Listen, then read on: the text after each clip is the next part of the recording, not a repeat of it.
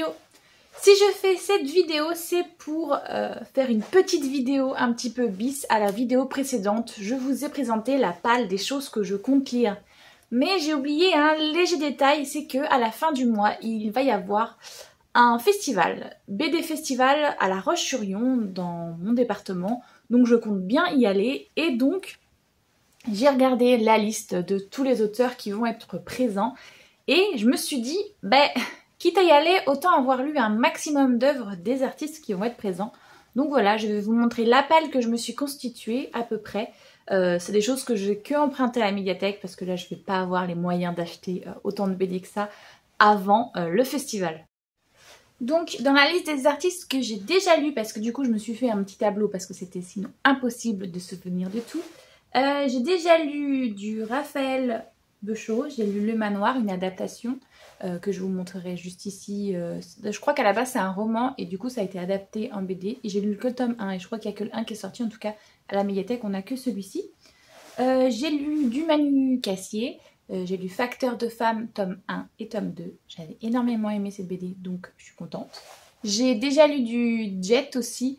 J'avais lu L'île de Puki tome 1 et tome 2, plutôt en jeunesse, j'avais bien aimé. J'ai déjà lu du Lucie Mazel, Edelweiss, je sais pas si ça se prononce comme ça, mais moi c'est comme ça que je le prononce, que j'avais énormément aimé, franchement.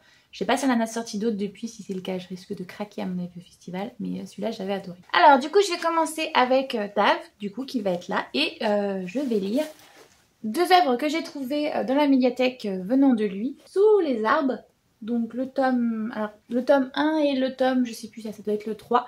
Celui-là se passe en automne, celui-là se passe en été, et j'ai vu qu'il y en avait d'autres au printemps et puis du coup en hiver j'imagine.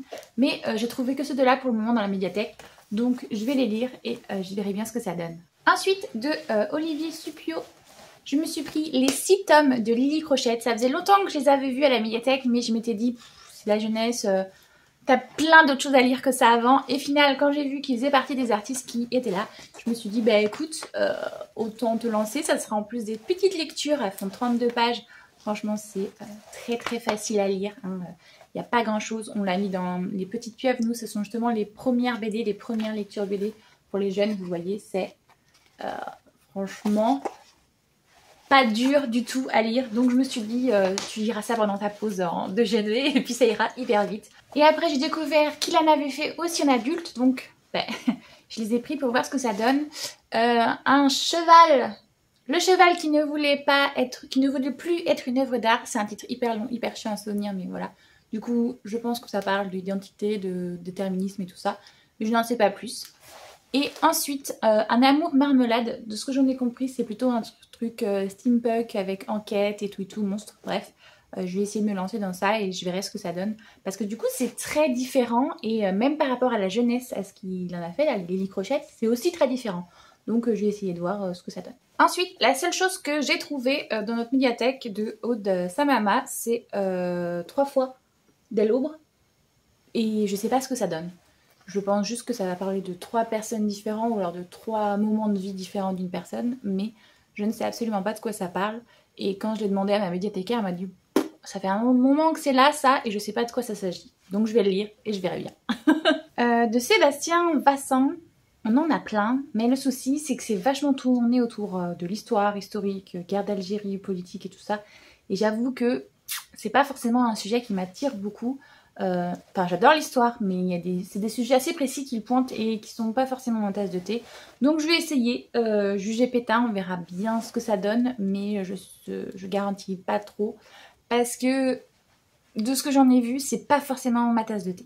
On va essayer pour un peu, on pourrait avoir un énorme coup de cœur, on n'en sait rien, mais il y a peu de chance. Il y a aussi OKA que j'aimerais lire, que j'ai pas là, mais j'aimerais bien le lire incessamment sous peu. Je sais qu'il est censé rentrer parce qu'il fait partie des nouveautés que nous avons. Donc il est beaucoup emprunté. J'aimerais avoir le temps de le lire d'ici là. J'espère qu'il va rentrer et me laisser le temps parce que sinon ça va être trop juste. Mais je prie pour qu'il soit dans cette palle et que je réussisse juste avant le festival, ce serait top. Alors comme je vous l'ai dit, les trucs historiques c'est pas vraiment ma came, mais j'ai vu qu'on avait qu'une seule BD de lui, alors qu'on a énormément de livres, hein, mais une seule BD. de Yves Violet. C'est la Vendée, forcément, c'est notre région, donc on a été obligé de la prendre. Mais surtout, de ce que j'en ai compris, c'est pas... Voilà, la médiathécaire l'a pris parce que ça parlait de la Vendée et parce qu'elle pense que ça intéressera justement beaucoup de touristes qui viennent de lire et d'apprendre sur l'endroit où ils sont venus en séjour touristique. Mais, comment vous dire que c'est vraiment pas une lecture qui m'attrait comme ça de premier abord. On va essayer, on verra bien ce que ça donne. Pour un peu, on aura une énorme surprise. Et on a plein de choses de David François, mais quand j'ai vu qu'il y avait ce titre-là, je me suis dépêchée de les réserver pour être sûre de pouvoir les lire juste avant, parce que ça faisait un moment qu'il me faisait de l'œil. Mais je faisais placer plein de choses avant. Je me suis pris la trilogie qu'il a fait sur Chaplin. Chaplin en Amérique, hop, Chaplin, le prince d'Hollywood, et puis Chaplin, qu'est-ce qu'il y a contre Jean-Edgar Hoover. Enfin voilà, vous voyez, il a fait une trilogie sur Chaplin. Je me suis dit, allons-y Guingamp. Je sais que ma collègue a bien aimé ce qu'il a fait, mais ça fait beaucoup quand même. Sur un personnage qui... Chaplin, on en a énormément entendu parler et ça a l'air très cool ce qu'il a fait. Mais c'est pas forcément le personnage historique vers lequel j'irais de prime abord. Mais bon, on peut avoir de bonnes surprises. Donc voilà, il y a d'autres artistes mais que je compte pas forcément lire, comme par exemple Gaudin, que on en a énormément à la médiathèque, mais je le sens pas. Il y en a beaucoup trop justement et ça risque d'être étouffant, donc je me suis plutôt concentrée sur cela. Déjà, ça sera bien si j'arrive à tout lire avant le 28. Ah oui, parce que petite précision, le festival est le week-end du 27 et du 28 mai. Si vous désirez y aller, ça sera à La Roche-sur-Yon. Je vais vous mettre juste ici l'affiche pour que vous voyez de quoi je parle. Donc je sais pas si vous comptez y aller ou pas, mais moi j'y serai, sûrement en plus avec ma meilleure amie Cynthia qui elle vit à Nantes. Mais voilà, on est contente parce qu'on a fait nos études à La Roche-sur-Yon, on s'est dit que ça serait quand même assez drôle d'y retourner, et surtout pour un festival de BD, ça serait cool. J'espère que cette vidéo vous a plu. Si c'est le cas, n'hésitez pas à liker, ça fait toujours énormément plaisir. Si vous souhaitez parler avec moi de ce que j'ai raconté, des BD que j'ai lus, que j'ai pas lus, que je compte lire, des artistes aussi qui comptent être là, ou même du BD festival qui va avoir lieu à La Roche-sur-Yon, n'hésitez pas, il y a l'espace commentaire qui est là pour ça. Si vous souhaitez voir le reste de mes vidéos, n'hésitez pas à vous abonner. Moi, j'espère que tout va bien pour vous, que vous faites de très bonnes lectures, de très bons festivals. Et je vous fais tout plein de gros bisous.